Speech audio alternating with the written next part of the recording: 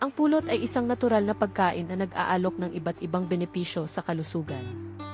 Narito ang ilan sa mga nangungunang benepisyo ng pulot: antibacterial at antiseptic properties. Ang honey ay may antibacterial properties na makakatulong sa paglaban sa mga impeksyon.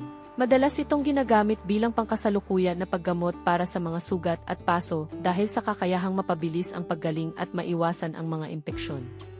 Pinagmulan ng likas na enerhiya, mayaman sa natural na asukal, ang pulot ay isang mahusay na mapagkukunan ng mabilis na enerhiya.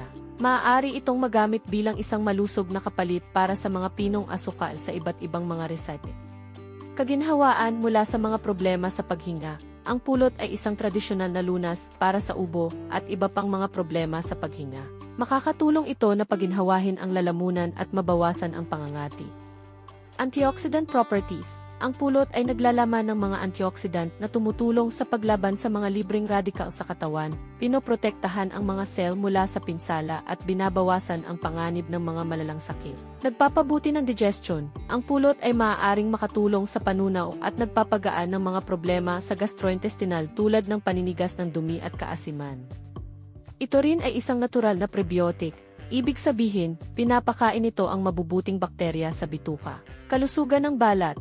Inilapat ng topically, ang honey ay makakatulong sa pag-hydrate at pagpapalusog sa balat, gayon din sa paggamot sa acne at iba pang mga kondisyon ng balat dahil sa antibacterial at anti-inflammatory properties nito. Pagpapalakas ng immune system, ang pulot ay naglalaman ng mga sustansya at mga compound na makakatulong sa pagpapalakas ng immune system na tumutulong sa katawan na labanan ang sakit.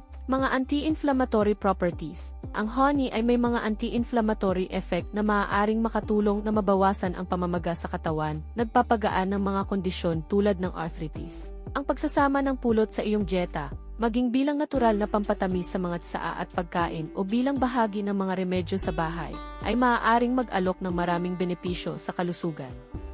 Mahalaga, gayon paman, na ubusin ang pulot sa katamtaman dahil sa mataas na nilalaman ng asukal nito.